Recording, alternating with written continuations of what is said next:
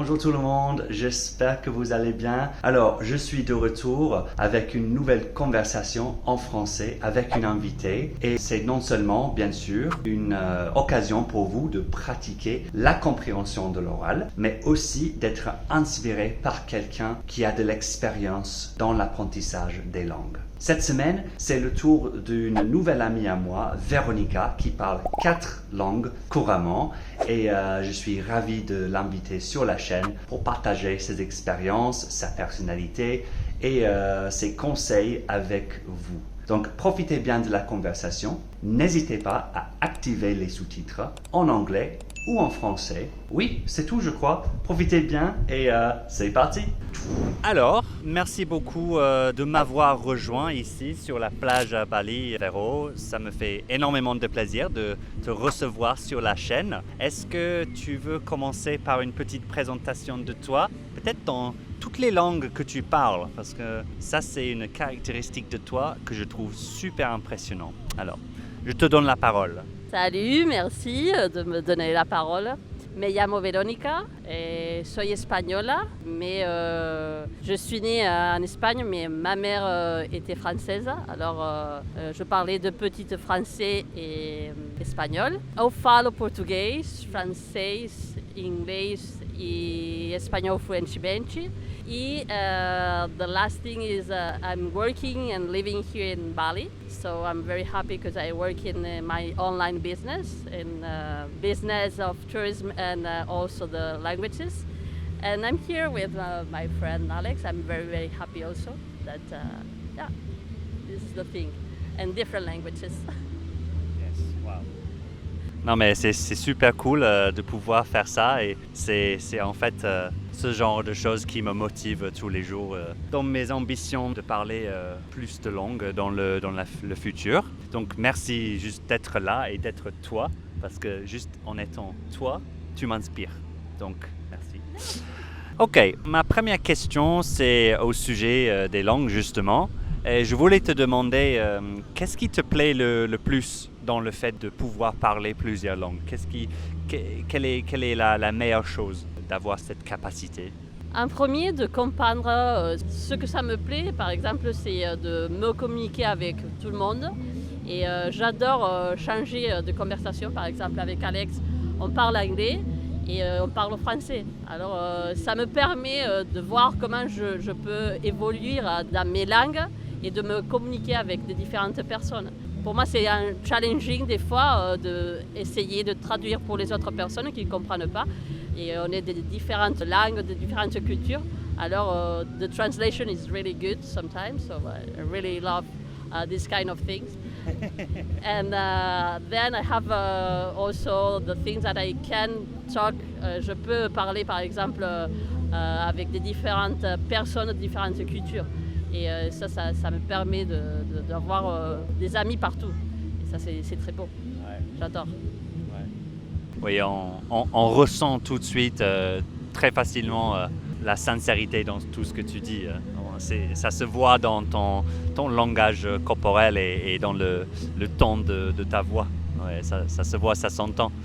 Mais j'ai eu, pendant que tu parlais, j'ai eu une autre question et pour l'instant, elle m'échappe. Qu'est-ce que j'allais dire? J'allais en fait juste évoquer ton joli accent du Sud et je suis sûr que, j'espère en tout cas, que notre public aujourd'hui entend la différence entre ton français et mon français. Et pour moi, c'est encore plus fascinant parce que tu n'as pas grandi en France. La seule personne, je crois, avec qui tu parlais régulièrement le français, c'était ta mère. C'est ça? Et voilà, est-ce que tu peux juste prendre quelques secondes à nous expliquer ça? Je parlais avec ma mère français, mais aussi j'avais mon médecin à 8 km parce que j'habitais à 8 km de la France. Alors ma mère avait des habitudes de France, j'allais au médecin, j'avais les amis de ma mère, c'était aussi mes amis, alors j'allais beaucoup les visiter. Alors toute ma jeunesse, j'écoutais de la musique française avant d'apprendre la musique espagnole. Je crois que j'ai appris la musique française. Et ça m'a permis, de bien petite, de pouvoir parler français. Et à part ça, la culture, j'avais tous les jours. Ma mère m'a mené au médecin, le dentiste, tout c'était en France. Alors ça te permet d'avoir pendant toute ta vie des incoming pour apprendre le français, pour avoir le français dans ta tête toujours. Ouais. Ah mais c'est clair, juste pour le simple fait d'entendre l'accent du Sud tellement prononcé, et c'est énorme pour moi, surtout parce que je te croyais espagnol au début, et puis petit à petit j'ai découvert que non seulement tu parles français, mais en fait tu es moitié française, et en fait c'est aussi le fait de grandir si près de la frontière qui, voilà, comme tu as expliqué, qui t'a permis d'être immergé dans la langue et voilà, adopter la langue de tous les jours. Alors, je ne sais pas si quelques-unes des langues que tu parles, tu as appris en tant qu'adulte, mais si, je crois, le portugais, tu vas nous dire.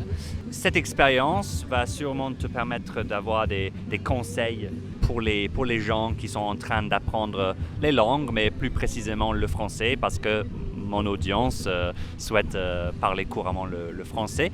Donc, qu'est-ce que tu dirais aux gens qui apprennent là et qui se trouvent peut-être un peu frustrés par les progrès? Est-ce que c'est normal? Est-ce qu'il y a des secrets que tu peux faire passer pour qu'ils s'améliorent un peu plus rapidement ou sereinement?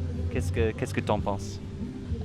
Apprendre une langue quand tu es adulte, c'est un challenging, c'est vrai, mais moi aussi j'ai des étudiants aussi, et je vois ça aussi dans mes étudiants qui sont toujours pas confidents, et des fois ils se donnent pas compte de tout le parcours qu'ils ont fait déjà, et moi j'essaye normalement de leur enregistrer pour voir qu'est-ce qu'ils font au moment qu'on s'est trouvé jusqu'à la fin. Et c'est difficile des fois d'apprendre quand tu es adulte, mais c'est quelque chose que pour tout le monde je recommande. Pour moi c'est peut-être facile, je trouvais facile d'apprendre par exemple le portugais, j'ai appris d'adulte, par exemple le russe ou l'allemand, mais j'aconseille toujours d'avoir des incoming si tu aimes bien par exemple une langue. D'avoir un cercle de personnes autour des alentours. Par exemple, avec toi, on parle français et des fois j'oublie des paroles, mais ça me revient. Et ça me fait, à moi, ça me fait du bien. Alors, j'aconseille ça. À part ça, d'avoir ta musique en français tous les jours, ou, par exemple de voir des films mais avec les subtitles in your language, mais d'avoir aussi les paroles pour relationner ce qui apparaît. En premier, tu ne vas pas comprendre, mais après, tu vas voir le parcours que ça va passer et tu vas comprendre plus et plus le vocabulaire. Et ça, c'est mon conseil que je donne aux personnes qui sont en train d'apprendre, par exemple, le français ou n'importe quelle langue. Ouais. C'est trop cool que tu évoques ça, parce que c'est exactement ce qu'on essaye de faire dans ma communauté privée. On essaie d'entourer les gens avec des gens semblables qui ont plus ou moins le même but, parce que c'est tellement motivant. Motivant. J'oublie toujours l'adjectif. Bref, it's motivating et inspirant pour les autres. Donc, super, tes conseils, merci. Chouette. Ensuite, je veux te demander, en fait, j'aime bien demander aux gens leur expression ou mot français préféré. Est-ce que tu en as un ou une, si on parle des expressions, et qu'est-ce que c'est? Et moi, je répète toutes les expressions que ma mère me disait quand j'étais petite. Et il y a une que je me rappelle, peut-être c'était pas celle qui répétait plus ma mère, mais c'était j'ai bien mangé, j'ai bien vu, j'ai la poids du ventre bien tendu. Ok. C'est j'ai bien mangé, parce qu'à la fin quand tu manges, quand tu as fini de manger, et tu es bien gonflé de manger, tu dis j'ai bien mangé, j'ai bien vu, j'ai la poids du ventre bien tendue.